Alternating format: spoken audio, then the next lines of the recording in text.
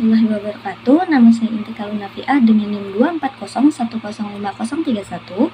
Di video ini saya akan sedikit mengulas gambar dari suatu jurnal yang saya ambil yang berjudul Lasting Effects of General Anesthetics on the Brain in the Young and Elderly, Mixed Picture of Neurotoxicity, Neuroprotection, and Cognitive Impairment.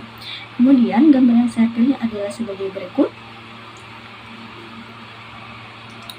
Gambar ini menjelaskan bagaimana obat anestesi umum dapat mempengaruhi sel saraf yang disebut dengan eksitotoksisitas.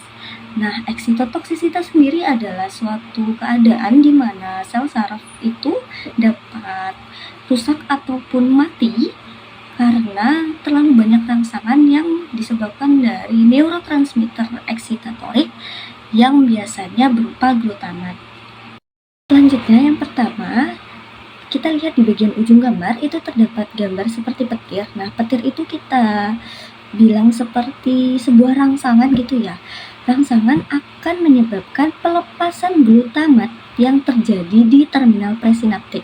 Terminal presinaptik sendiri adalah terminal sel saraf di mana yang berfungsi untuk mengirimkan sinyal gitu.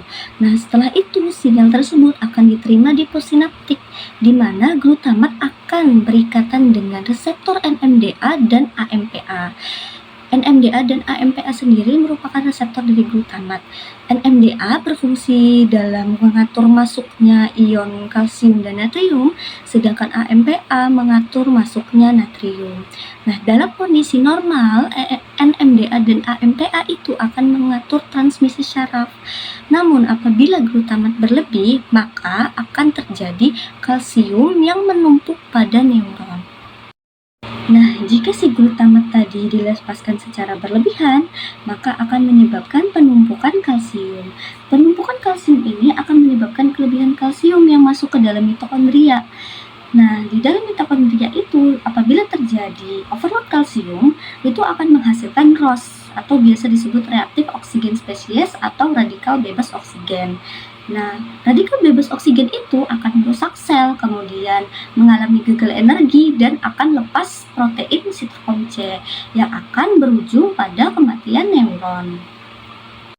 Di sebelahnya terdapat reseptor GABA, di mana reseptor GABA ini jika teraktivasi maka akan menyebabkan klorida masuk ke dalam sel. Nah, jika klorida masuk ke dalam sel akan menyebabkan membran sel tersebut lebih terhiperpolarisasi sehingga mencegah neuron terlalu aktif. Kemudian, obat-obatan anestesi umum seperti isofluren memiliki dua cara bekerja yang penting. Yang pertama dengan menghambat reseptor NMDA dan AMPA yang akan mencegah masuknya kalsium yang berlebihan. Yang kedua dengan cara mengaktifkan GABA yang akan memperkuat efek dari penghambatan tersebut. Nah, obat-obatan anestesi umum tidak hanya bekerja dengan transmisi syaraf, sinyal saraf, tetapi juga dengan menjaga neuron agar tidak mengalami kerusakan eksitotoksisitas.